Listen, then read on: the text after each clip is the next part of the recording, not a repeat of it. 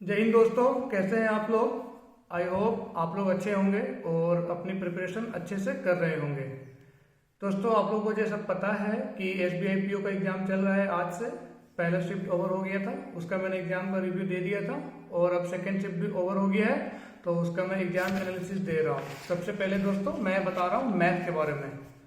तो second shift में math में जो था, सबसे पहले था रोंग नंबर के आपके 6 क्वेश्चंस थे। उसके बाद था एप्रोक्सीमेशन में आपके 5 क्वेश्चन थे, इजी थे, सब डुएबल थे, आराम से हो जा रहे थे।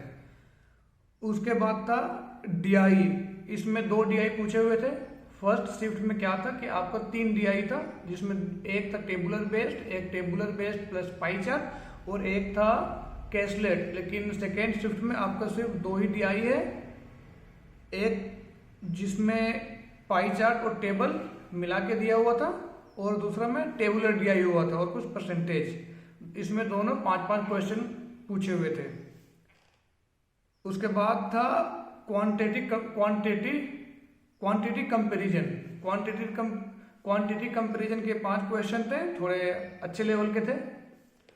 उसके बाद आ जाता है क्वांट में आपका एरिथमेटिक। तो सेकेंड शिफ्ट में एरिथमेटिक के लगभग 8 से 10 क्वेश्चन थे, 9 क्वेश्चन है एरिथमेटिक के, जिसमें आपके हैं mensuration, time and work, mixture and allegation, boat and stream, percentage based, partnership और सिंपल इंटरेस्ट, कंपाउंड इंटरेस्ट।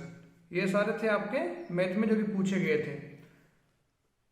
उसके बाद आते हैं इंग्लिश में। तो इंग्लिश में ज़्यादा कुछ नहीं था, नॉर्मली जो हमेशा पूछे जाते हैं वही थे। सबसे पहले थे आपके आरसी, 8 से 9 क्वेश्चन थे। आरसी रीडिंग कॉम्प्रिहेंशन जिसको बोलते हैं, ये था आपका पेंडेमिक होमलेस कुछ ऐसा ही पर कुछ बेस्ड था ये। और इसमें एक वर्ड था अप्रोच, शायद उसका एंटोनिम या सिनोनिम पूछा गया था, इजी था। उसके बाद थे क्लोज टेस्ट आपके 5 नंबर के पूछे गए थे। फिर थे पैराजंबल आपके थे 5 क्वेश्चन, ये भी थोड़ा लेंदी थे। उसके बाद था एरर डिटेक्शन और फ्रेज रिप्लेसमेंट। आपका शिफ्ट 1 में आपका फ्रेज रिप्लेसमेंट नहीं था और क्लोज टेस्ट नहीं था, उसमें तो फिल इन द ब्लैंक्स और वर्ड यूज दे दिया था। तो इसमें ये चेंज हुआ, ये थोड़ा डिफिकल्ट लग रहा है शिफ्ट 1 से अगर ऐसा बात करें तो, क्योंकि क्लोज टेस्ट थोड़ा डिफिकल्ट हो जाता है। उसके बाद आते हैं रीजनिंग सेक्शन में। तो रीजनिंग में जैसे शिफ्ट फर्स्ट में आपका 4 पजल था, इसी तरह से आपका शिफ्ट 2 में भी 4 पजल ही है।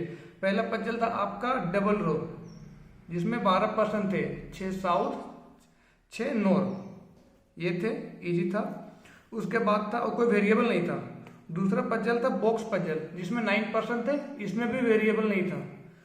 उसके बाद तीसरा जो पजल है वो आपका था सर्कल बेस्ड पे, जिसमें 6% थे, सारे के सारे इनसाइड देख रहे थे और इसमें वेरिएबल दिया हुआ था। वेरिएबल में क्या था, इन लोगों की हॉबीज थी कि कौन क्या क्या पसंद करता है। ये क्वेश्चन 5 नंबर के।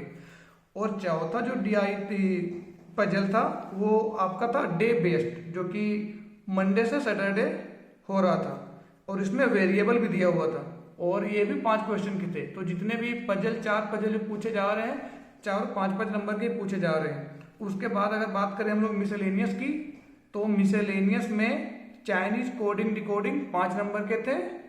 इन इक्वालिटी 4 क्वेश्चन 4 नंबर।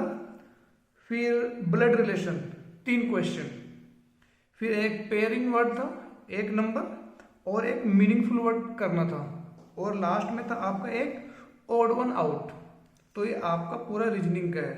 तो पता चल गया कि कैसा कैसा क्वेश्चन था क्वांट में, रीजनिंग में और इंग्लिश में। तो इंग्लिश आपका ऐसा लग रहा है कि थोड़ा इजी मॉडरेट बोल सकते हैं, क्वांट भी इजी टू मॉडरेट और रीजनिंग भी इजी टू मॉडरेट बोल सकते हैं। तो अभी जिसका जिसका थर्ड शिफ्ट में है वो ये देख ले एनालिसिस, शिफ्ट 1 वाला भी और शिफ्ट 2 वाला भी, क्योंकि पैटर्न तो उसी जैसा ही पूछ रहा है। जैसा शिफ्ट 1 में पूछा था वैसा ही शिफ्ट 2 में पूछा है, तो ऐसा पॉसिबिलिटी है कि वैसा ही शिफ्ट 3 में पूछे। तो आप लोग ये वीडियो जरूर देख ले एग्जाम में जाने से पहले, और अपना कितना आप लोगों ने अटेम्प्ट किया वो कमेंट में बताइएगा। और आने वाले जो अगर थर्ड शिफ्ट में भी होने वाला है, उसका भी इस चैनल पे आपको एग्जाम के एनालिसिस मिल जाएगा। और आज रात को मैं बताऊंगा कि approx cut off, expected cut off कितना जा सकता है एसबीआई पीओ 2023 का। तो जरूर देखिएगा आप लोग, शायद वो वीडियो 7 बजे मैं अपलोड कर दूंगा। Thank you.